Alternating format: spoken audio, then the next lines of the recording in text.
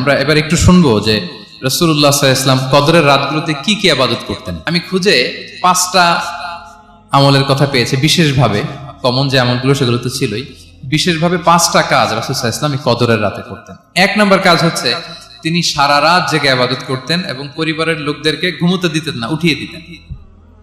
বছরের অন্য কোনো সময়ে সারা রাত জেগে ইবাদত করার কোনো নজির রাসূল সাল্লাল্লাহু আলাইহি ওয়াসাল্লামের জীবনে ছিল না। সব রাতে ঘুমাতেন। আমি জহুর বারুতে একটা কনভেনশনে the daily routine of prophet সাল্লাল্লাহু আলাইহি ওয়াসাল্লাম একটা আলোচনা করেছিলাম, যেখানে রাসূল সাল্লাল্লাহু আলাইহি ওয়াসাল্লামের দৈনন্দিন জীবনের রুটিন আলোচনা করেছিলাম। সেখানে আমরা বলেছি যে রাসূল সাল্লাল্লাহু আলাইহি ওয়াসাল্লামের দৈনন্দিন অভ্যাস ছিল তিনি এশার পরেই তাড়াতাড়ি ঘুমিয়ে পড়তেন আর মিড নাইটে উঠতেন। রাসূল সাল্লাল্লাহু আলাইহি ওয়াসাল্লামের কর্মদিবস শুরু হতো মিড নাইটে, আমাদের তো সকালে আরো অনেক পরে শুরু হয়। রাসূল সাল্লাল্লাহু আলাইহি ওয়াসাল্লামের কর্মদিবস শুরু হতো বেসিক্যালি মিড নাইটে। এশার পরে কথাবার্তা না বলে আগে ঘুমোতে যেতেন, মিড নাইটে উঠতেন, কিন্তু ঘুমাতেন। ঘুম ছাড়া রাত কাটাতেন না। সারা বছরের এটা ছিল যে এশার পর পরে ঘুমোতে যেতেন, except the last 10 days of Ramadan. রমাদানের শেষ 10 রাতে রাসূল সাল্লাল্লাহু আলাইহি ওয়াসাল্লাম ঘুমাতেন না।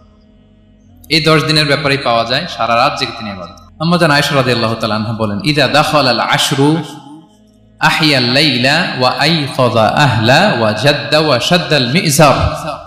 রমাদানের শেষ দশক যখন আসতো রাসূল সাল্লাল্লাহু আলাইহি ওয়াসাল্লাম সারা রাত জেগে ইবাদত করতেন। পরিবারের সদস্যদেরকে জাগিয়ে তুলতেন, স্ত্রীদের ঘুমাতে দিতেন না, জাগিয়ে তুলতেন। ফাতেমা রাদিয়াল্লাহু তাআলা আনহার ঘর পাশেই ছিল, তাদেরকে যে জাগাতেন এবং নিজে সারা রাত ইবাদত করতেনই।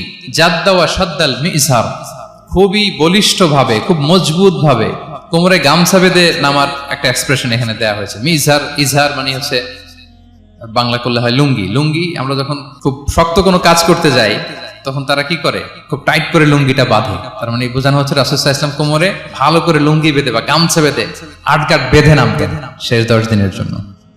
এই সময় তিনি মানে কাউকে কেমন যেন চিনতেন না, সবসময় ইবাদতে মগ্ন থাকতেন। এটা আমরা করতে পারি যে শেষ 10 দিনে আমরা একটা স্পেশাল প্ল্যান করতে পারি যে আমরা আমাদের সর্বোচ্চটুকু উজাড় করে দিয়ে লাস্ট 10 days অফ রমাদানের এই বরকত আমরা হাসিল করব, এটা যেন আমাদের মিস না হয়। তাহলে এটা আমরা একটা পেলাম। 2 নাম্বার হচ্ছে ইতিকাফ করা।